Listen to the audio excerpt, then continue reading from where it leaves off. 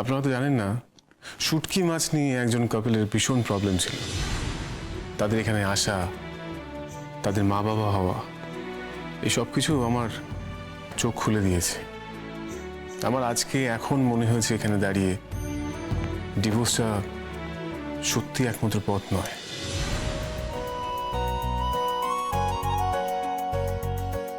যদিও এর আগে এই একই কথা আমার স্ত্রী বহুবার বলেছে, কিন্তু আমি শুনিনি। তবে হ্যাঁ, আজকে মানতে বাধ্য হলাম।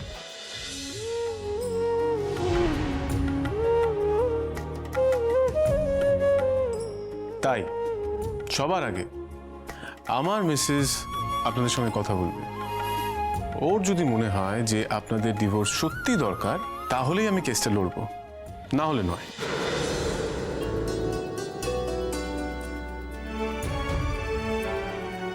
বুম্বা, বউয়ের ওপর এত নির্ভরশীল হোস না রে। দেখ তোর বউ আবার কদিন টিকতে পারে এই বাড়িতে। আপনারা আগে একটা কাজ করুন, ওর সাথে আগে বসুন, কথা বলুন, ও আমাকে রিপোর্ট দিক। তারপর যদি আমার মনে হয় আপনাদের ডিভোর্স হওয়া দরকার, তারপর আমি ভেবে দেখবো আমি কেসটা লড়বো। তারপর আমি আপনাদেরকে যোগাযোগ করব।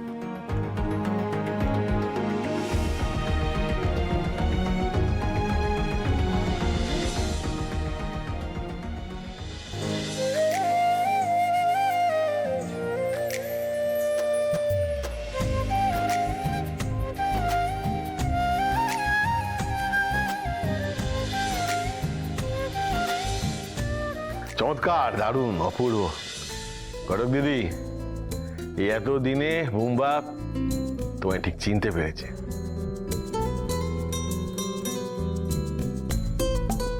এই যে ওনারা বলে গেলেন না যে তুমি রত্ন, সেটা বোম্বা মনের মধ্যে পুরো গেঁথে নিয়েছে, বুঝতে পারলে? আর এবারে আপনি আগে এগুলো করা বন্ধ করো। হ্যাঁ। দেখো না কাব্য কেরাম তুমি তুমি করে কথা বলে। তুমি এবার আস্তে আস্তে তুমি তুমি করেই কথা বলো।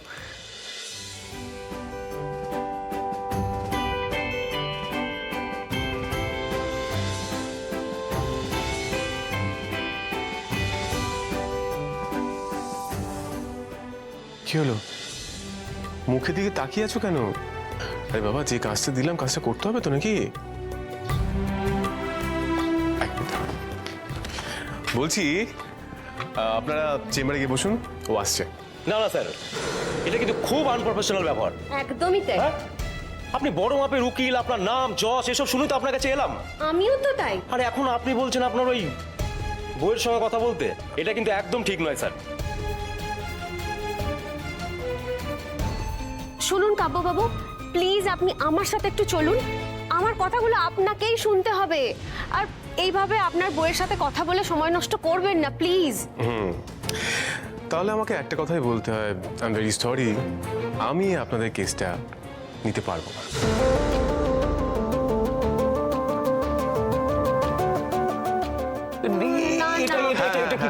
এটাই অ্যাকচুয়ালি আপনাদের প্রবলেমগুলো শুনে আমার মনে হয়েছে আপনাদের ডিভোর্সের থেকেও বেশি একজন ম্যারেজ কাউন্সিলরের প্রয়োজন। তাই আমার প্রসিডিউর অনুযায়ী এখন আপনারা যদি বলেন আমি বেছে দিতে পারি, এবার আপনারাই বলুন কি করবেন।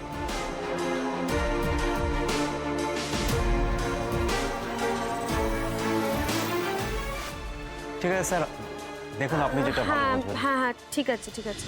আচ্ছা, তাহলে আগে ঘটক দিদি, তারপর আমি। স্যার চেম্বারটা এদিকে থ্যাংক ইউ স্যার, প্লিজ।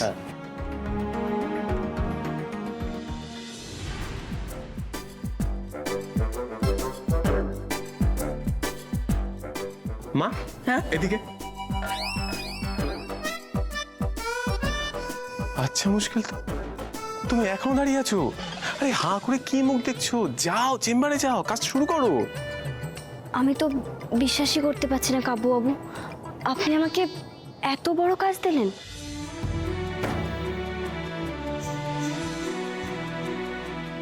বাবা, কথাটা শুনে তো আমার আবার বুকে ব্যথা করছে। উফ, আমি তো ভাবতেই পারছি না আমি কোন ঘটক দিদির সাথে কথা বলছি। কাজ দেওয়া দেবীর ওপর অপেক্ষা করে সে, হ্যাঁ? আমার যাতে ক্লায়েন্ট চলে যায় সে নিজের ছদ্মবেশ সেজে আমার কোর্ট অব্দি পৌঁছে গেছিল নিজের ঘটকালি ঠিক রাখার জন্য, এখন সে আবার কাজ দেওয়ার উপর ডিপেন্ড করছে। হ্যাঁ এই দেখো, আমি তোমাকে ম্যারেজ কাউন্সিলের কাজটা দিলাম, এত আমতামতা করো না প্লিজ। হ্যাঁ প্লিজ। কি হলো? গুরুদেব আমাকে আশীর্বাদ করুন।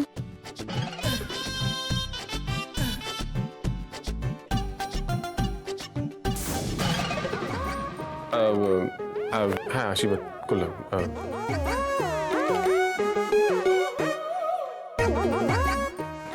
ঢক করে প্রণাম করার কি আছে শুনি? কাকিমা আপনি কি বলছেন বলুন তো, এত বড় একটা কাজ শুরু করতে যাচ্ছি, আপনার আশীর্বাদ না নিলে চলে বলুন? আচ্ছা ঠিক আছে, করলুম। আমার বাবা, মেচকা আমাকে আশীর্বাদ করো। আরে ঠিক আছে ঠিক আছে, আমার আশীর্বাদ সবসময় তোমার সাথে আছে।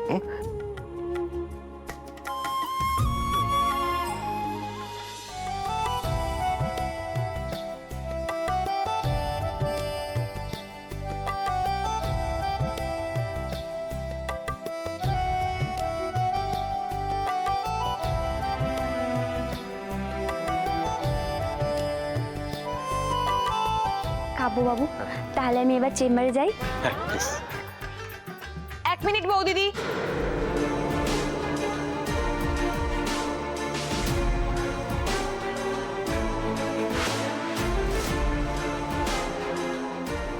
কি হলো কাজু?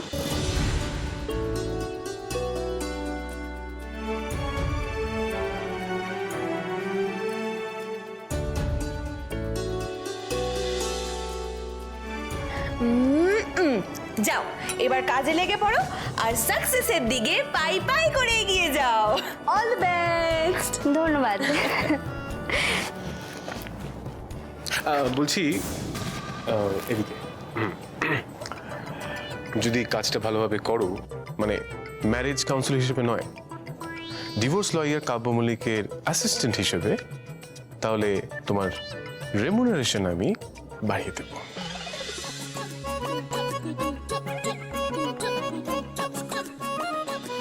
আপনার এই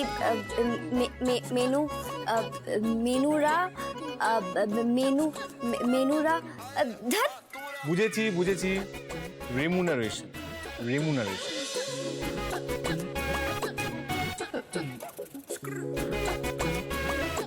বলছি কি বাড়ি দেবো বললেন না? না বৌমা কি বললি তুই ঘটক দিদিতে? কিছু না। আরে বৌমা, হ্যাঁ ঘটক দিদি যদি এইভাবে ডিভোর্স আটকায় তাহলে তো তোর ব্যবসা লাটে উঠে যাবে বাবা।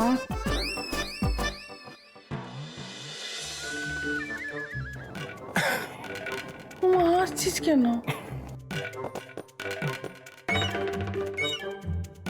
ওই যে বললাম মা, ডিভোর্সটা কি শেষ কথা নাকি?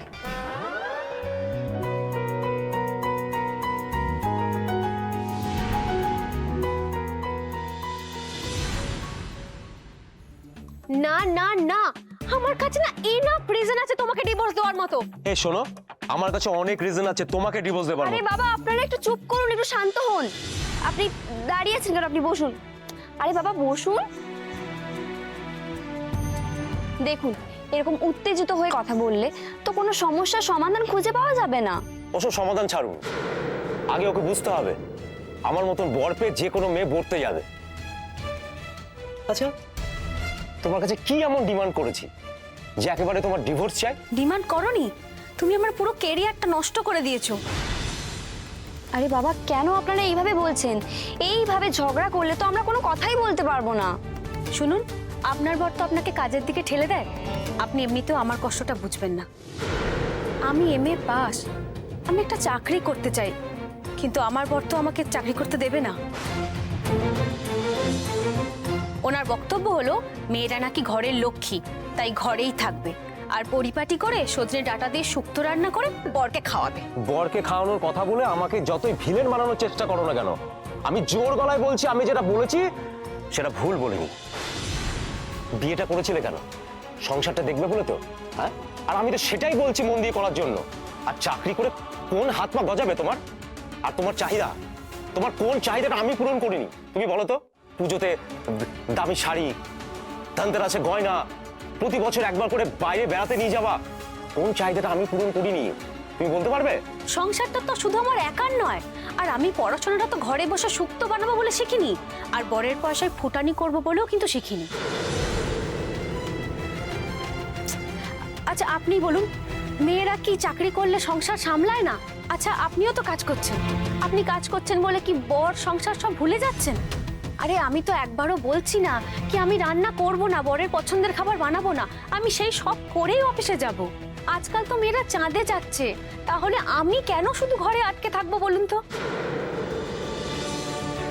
আমি আমার লেখাপড়াকে কাজে লাগিয়ে রোজগার করব, ঘরে কন্ট্রিবিউট করব, বেড়াতে গেলে খরচা ডিভাইড করে নেব। এটা তো ভালো কথা। এখন যা খরচা বেড়েছে তাতে সংসার চালানোর জন্য দুজনে রোজগার করাটাই খুব জরুরি। এক মিনিট ম্যাডাম, একটা সংসার চালানোর জন্য যে রোজগারটা প্রয়োজন তার থেকে অনেক বেশি রোজগার আমি করি। হ্যাঁ, আর আপনি কি বলতে চাইছেন আমি এখন বইয়ের পয়সায় বসে বসে খাবো? না না না, এ বান্দা সে বান্দা নয়, আমি বইয়ের পয়সায় বসে বসে খাবো না, আর আমার বউকে চাকরি করতে দেব না। তুমি কে গো আমাকে চাকরি করতে না দেওয়ার? আমি পরীক্ষা দিয়ে চাকরি পেলেই করব, এতদিন তাও মেয়েটার জন্য আটকে ছিলাম। আর না, তুমি টাকা দেওয়া ছাড়া মেয়েটার কোন দায়িত্বটা পালন করেছো? একা হাতে আমি মেয়েটাকে বড় করেছি, এখন মেয়েটা বড় হয়েছে, আমি চাকরি করব ব্যাস। আমিও চাকরি করা বউকে নিয়ে সংসার করবো না, ব্যাস ডিভোর্স দিয়ে দাও। চাকরি করলে আমার সঙ্গে আমার সংসারে একসঙ্গে থাকা হবে না।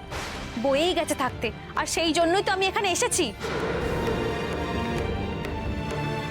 দেখুন আপনি সব বুঝে গেছেন, আপনি প্লিজ আপনার বরের কাছে যান আর গিয়ে বলুন উনি যেন আমার হয়ে কেসটা লড়েন। আপনাদের মেয়ে আছে? কত বয়স? 12 বছর। কেন? কোন স্কুলে পড়ে? এখানকার সব থেকে বড় ইংলিশ মিডিয়াম স্কুলে পড়ে আমার মেয়ে। অঙ্ক ইংলিশ দুটোতেই 2 করে টিচার।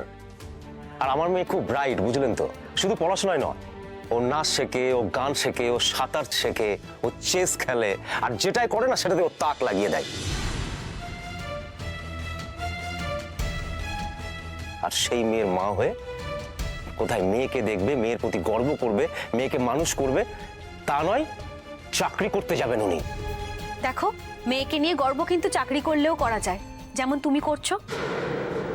কিন্তু আপনার বর যখন চান না তখন তো আপনার চাকরিটা করা হবে না, আর এই কারণের জন্য ডিভোর্সটা সম্ভব নয়। আপনি এক কাজ করুন, আপনি আপনার বরের সঙ্গে বাড়ি ফিরে যান।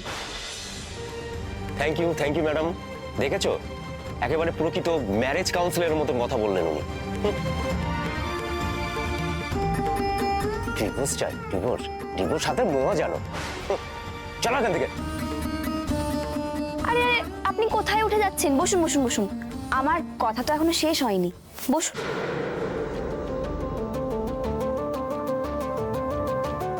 একটা কাজ করুন, আপনারা আগে বাড়ি যান, বাড়ি গিয়ে ওই মেয়ে স্কুলে পড়ে আর সাথে যা যা শেখে সব কিছু থেকে ওকে ছাড়িয়ে দিন।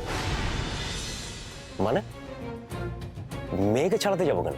ও মা, আপনি তো এক্ষুনি বললেন যে মেয়েরা নাকি বাড়ির লক্ষ্মী, শুধু ঘর সংসার করা আর ওই কি সব সজনে ডাঁটা রান্না করাই মেয়েদের একমাত্র কাজ। তাহলে আপনার নিজের মেয়েরও নিশ্চয়ই একই কাজ, তাই না? ওকেও আপনি চাকরি টাকরি করতে দেবেন না নিশ্চয়ই? 18 পড়লেই নিশ্চয়ই মেয়ের বিয়েও দিয়ে দেবেন, আর এমন একজন জামাইকেই বেছে আনবেন যে মেয়েকে বাড়িতে তালা বন্ধ করে রাখবে আর আপনারই মতন বউকে চাকরি করতে দেবে না। তাহলে আর এই ছোট বয়সে বেচারিকে চাপ দিচ্ছেন কেন বলুন? আর এত কিছু শেখালে তো মেয়ের মনে নিজের পায়ে দাঁড়ানো ইচ্ছেটা জাগবেই, তাই না? এখন যেই কারণে আপনাকে আপনার বউয়ের সঙ্গে লড়তে হচ্ছে, পরে তো আপনাকে সেই কারণে আপনার মেয়ের সঙ্গেও লড়তে হবে। আর তখন তো আপনার অনেক বয়স হয়ে যাবে, তখন কি আর এইসব ঝক্কি ভালো লাগবে বলুন তো? আর বাবা মেয়ের তো ডিভোর্সও করানো যায় না, তার থেকে শুরুতেই বেচারির সব আশা নির্মূল করে দিন। কি দাদা, কিছু ভুল বললাম?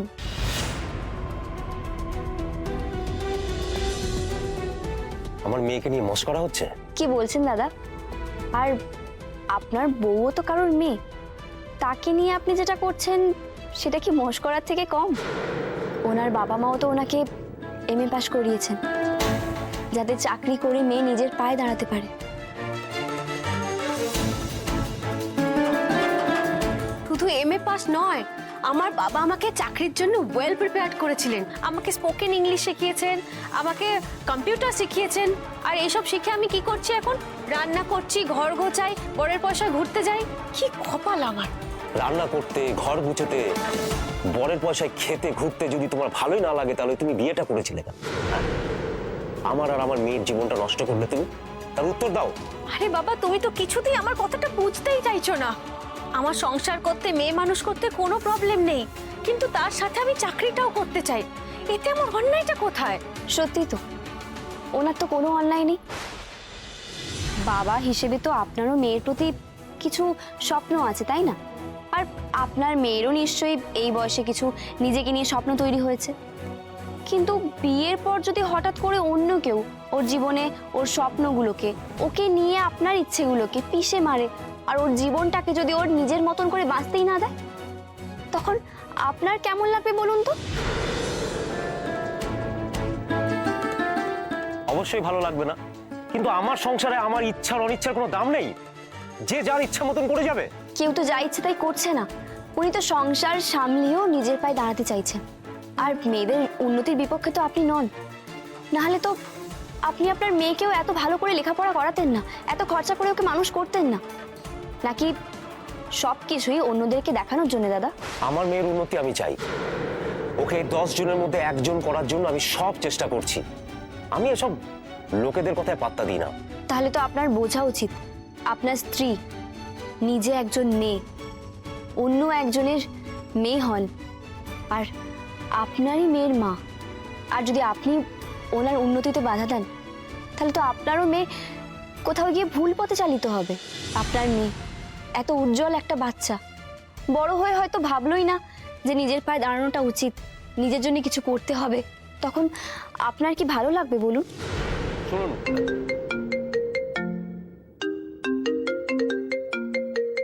আমার মেয়ে, 1 মিনিট। হ্যালো বাবাই, হ্যাঁ বলো। হ্যালো বাবা, জানো আমাদের স্কুল থেকে আমি একমাত্র মেয়ে যে চেস টুর্নামেন্টে সিলেক্ট হয়েছে। কি?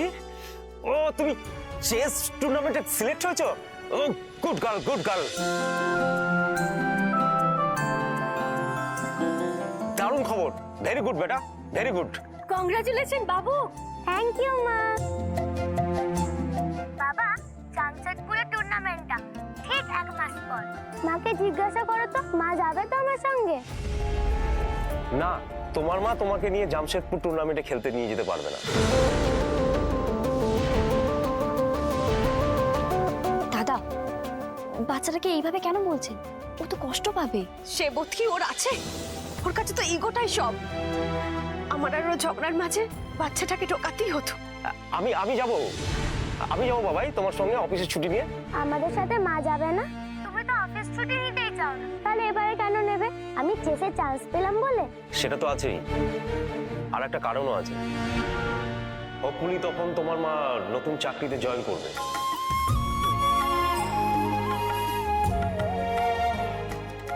আর তখন চাকরি থেকে তো আর ছুটি পাবে না, তাই আমি যাব তোমার সঙ্গে। ইয়ে, কি মজা! মা জব করবে আর আমাকে অনেক অনেক চকলেট কিনে দেবে।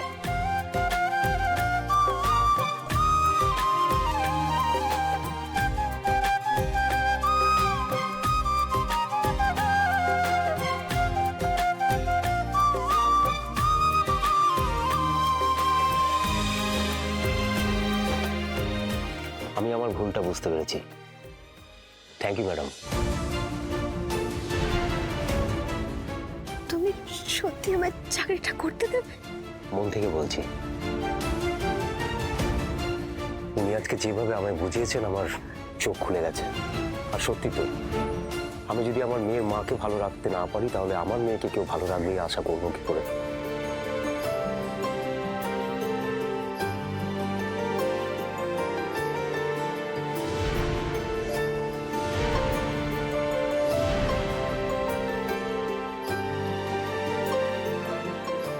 একটা মানুষের এত সুন্দর দৃষ্টিভঙ্গি হতে পারে তোমাকে না চিনলে বিশ্বাসই হতো না।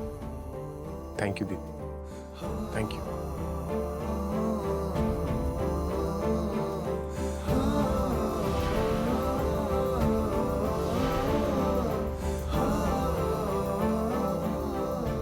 ডিভোর্সটা আটকাতে পারলাম, এটা একটা ভালো দিক ঠিকই, কিন্তু কেসটা হলে তো উকিলবাবুর একটা রোজগার হতো। বাড়িতে তো এখন টাকার খুব দরকার, ওনার রোজগারের পথটাই তো বন্ধ হয়ে গেল। ওনারা বিয়ে না ভাঙার জন্য তো কোনো টাকা দেবেন বলে মনেও হচ্ছে না। এবার এবার কি হবে? হ্যাঁ ম্যাডাম, আপনার ফিজটা। স্যার স্যার আসুন আসুন আসুন। বলছি স্যার, আপনার ফিজটা। আমার ফিজ? কিসের ফিজ? এত বড় উকিলের বাড়িতে এসে এতক্ষণ সময় নিলাম, তো তাদের প্রাপ্য ফিজটুকু দিতে হবে না স্যার? প্লিজ স্যার বলুন স্যার। না, আপনি ভুল করছেন, ওটা আমার প্রাপ্য না, ওটা ওনার প্রাপ্য। ঠিক আছে স্যার, 1 মিনিট।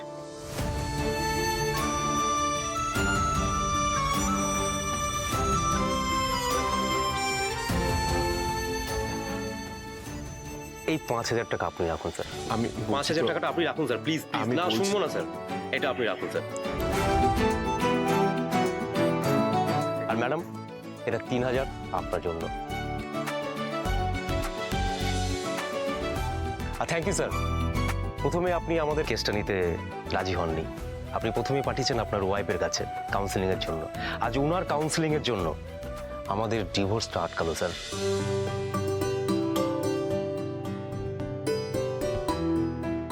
তাই আপনার এই সিদ্ধান্তের জন্য স্যার ফি হিসাবে এই 5,000 টাকাটা আপনার প্রাপ্য, আর সাথে ম্যাডামের জন্য ওই 3,000।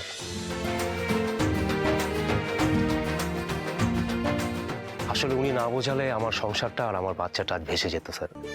Thank you madam, thank you sir, ভালো থাকবেন। নমস্কার স্যার। নমস্কার ম্যাডাম। আজ তাহলে আসি।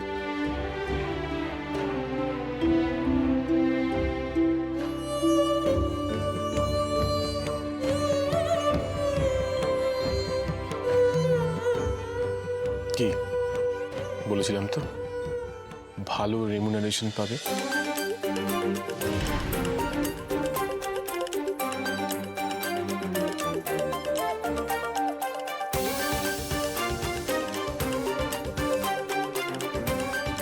রেমুনারেশন?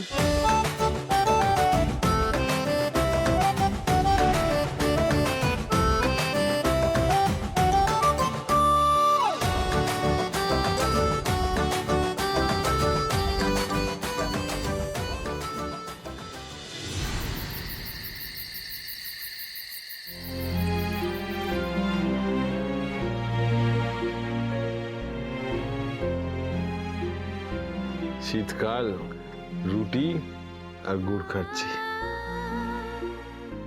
আর পাশের বাড়িতে কড়াইশুটির কচুরি রান্না করা হচ্ছে, গন্ধ পাচ্ছে না সবাই? হ্যাঁ, প্রত্যেকবার শীতকাল এলেই কিন্তু আমাদের বাড়িতে কড়াইশুটির কচুরি হতো। টাকা পয়সার যা অবস্থা। এভাবে বলছো কেন মিস ঠাকুরপো? একদিন দেখবে আমাদেরও ঠিক দিন আবার আসবে, আমরা আবার খাবো। কবে পয়সা হবে তারপরে আমরা আবার ভালো মন্দ খাবো, শীতকালে কড়াইশুটির কচুরি খাবো। হবে না, আমাদের আর কড়াইশুটির কচুরি খাওয়া হবে না। বাদ দাও। নিচকা, এই বছরটা একটু কষ্ট করে খেয়ে না। এই বছর তো আমাদের কড়াইশুটি কেনা দূরের কথা, কড়াইশুটির খোসা কেনার মতনও টাকা নেই। পরের বছর দেখো আমরা কড়াইশুটির কচুরি, আলুর দম, গুড় সব খাবো। বাবা, তুমি এমন একটা ভাব দেখাচ্ছ যেন এই এতগুলো করকরে টাকা রোজগার করে আনলে ভুলেই গেছো, মনেই পড়ছে না তোমার, তাই না? কাব্বন মক্কেলের কাছ থেকে অতগুলো টাকা পেলে তা কি করলে টাকাগুলো দিয়ে? সবই কি ওই নিজের শাড়ি, ব্লাউজ, স্নো, সাবান, শ্যাম্পু কিনে ফেলেছো? দিদি, ওটা ঘটক দিদির রোজগার, সব সময় সবকিছু নিয়ে বাড়াবাড়ি না তো। বাবা, সব সময় মোহন ঘটক দিদির প্রশংসা করিস না তো। বাড়ির লোকজনগুলোকে একটু কচুরি আলুর দম খাওয়ানোর মন নেই ওর? বলতেই পারতো, মেজকা এই কিছু টাকা নাও, বাড়ির বাজার দোকানে একটু করে দাও। তাতে কি এমন ক্ষতি হতো শুনি? আসলে পিসি, এখন একটা টাকা খরচা করতে গেলেও আমাদের সবাইকেই 10 বার ভাবতে হবে।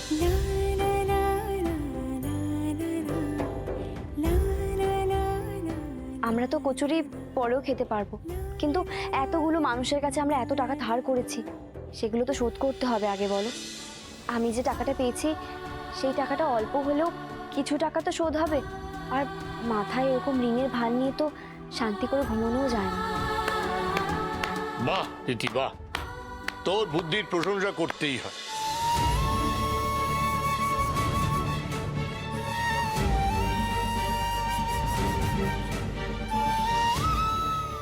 বাবা দাদা, তোমার কথা আর বলো না।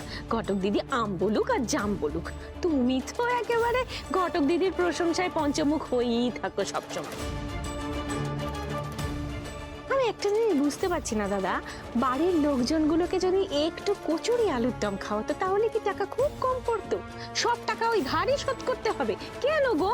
পান্তু, এই জন্য তোকে বলি, জানিস কতবার বলেছি, শুনিস না। ছোটবেলা থেকে বলছি একটু বই পড়, পড়াশুনো কর। অমনি না, অমনি সুযোগ পেলেই দাদা তুমি আমাকে যার তার সামনে যখন তখন অপমান করতে ছাড়ো না, কিন্তু উঠে পড়ে লাগো একেবারে। মহাভারত তো পড়িস না?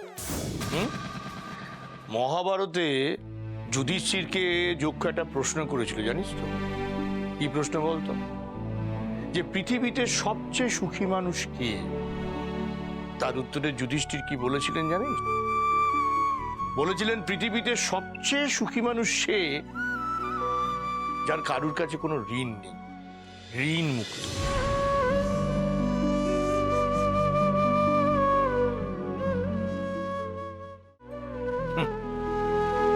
আমার তো চারিদিকে ঋণের বোঝা, এমন কেউ নেই যার থেকে টাকা চাইনি বা টাকা দেয়নি আমাদের। এমনকি যাদের সহায় সম্বলহীন অবস্থা তারাও আমাদের সাহায্য করেছে টাকা দিয়ে। তা মান্তু, তোর মনে হয় না আমাদের প্রথম কর্তব্য হচ্ছে সেই টাকাগুলো ওদের ফেরত দিয়ে দেওয়া? হ্যাঁ, একবারও মনে হয় না?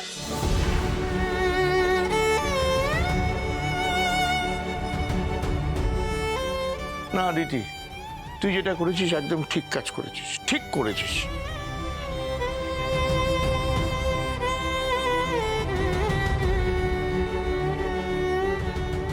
পিচকা, এই টাকাটা, এইটুকু টাকা দিয়ে কিছু টাকা শোধ করে দিও তুমি। দেখো দেখি, হ্যাংলার মতো কড়াইশুঁটি খাওয়া হচ্ছে না, এই হচ্ছে না, সেই হচ্ছে, খাওয়ার কথাই বলে যাচ্ছি। তুমি ছোট হলেও কেমন টক করে ধার শোধের ব্যাপারটা বললে।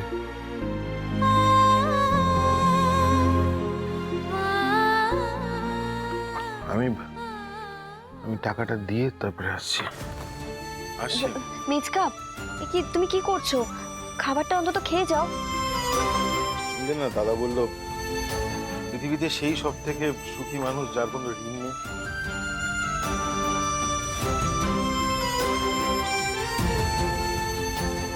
পুরো টাকাটা তো পারবো না, তাই যতটুকু আছে ততটুকু দিয়ে একটু হালকা হই।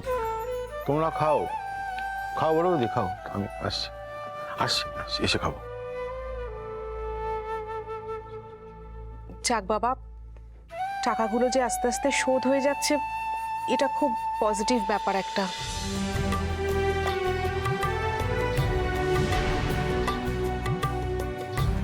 বলছি আমার খাওয়া হয়ে গেছে, আমি একটু ঘরে যাচ্ছি। যা বাবা, যা ঘরে গিয়ে একটু বিশ্রাম নিয়ে যা।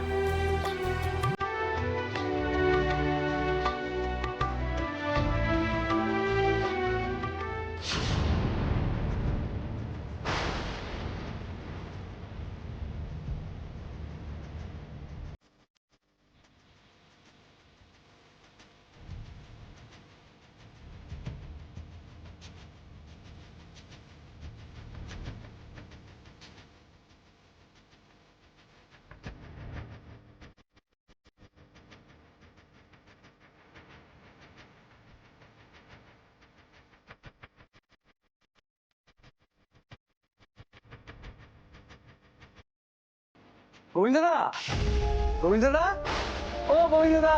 কে দেখি আবার কে এলো। আসছে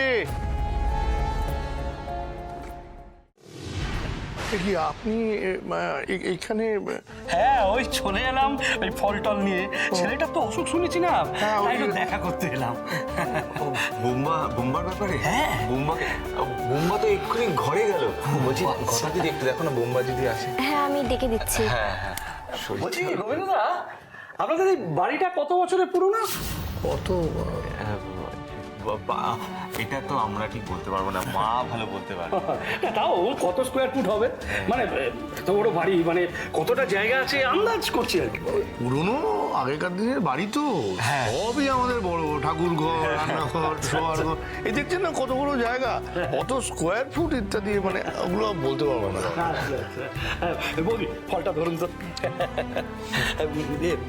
গোবিন্দদা, একটু আসুন, একটু কথা ছিল। কথা? হ্যাঁ, একটু কথা ছিল। আচ্ছা, আসুন। হ্যাঁ।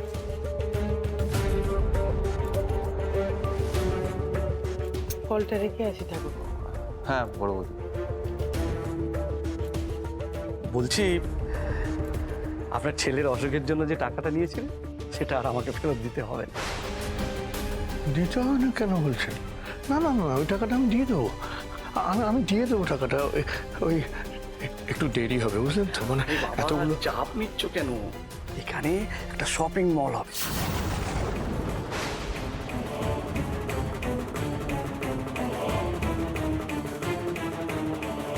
একজন বড় বিজনেসম্যানের সঙ্গে আমার কথা হয়ে গেছে। এই ওসব টাকার ফেরত দিতে হবে না, বরং আপনি আমার কাছ থেকে কয়েক লক্ষ টাকা পাবেন। ব্যাস, আপনিও সেট, আমিও সেট। না না না, এগুলো কি, এগুলো কি বলছেন আপনি? হ্যাঁ, আমি আপনার থেকে প্রয়োজন পড়েছিল তাই ধার নিয়েছিলাম, আমি বন্ধক রেখে টাকাটা নিয়েছিলাম। না, এই বাড়ি আমি বেচবো না। কি বলছেন এসব কথা? কিন্তু বাড়িটা বিক্রি করতে না চাইলে আপনাকে টাকাটা ফেরত দিতে হবে তো। উনি বাবাকে কি এমন বলছেন যে বাবাকে এতটা অস্থির লাগছে?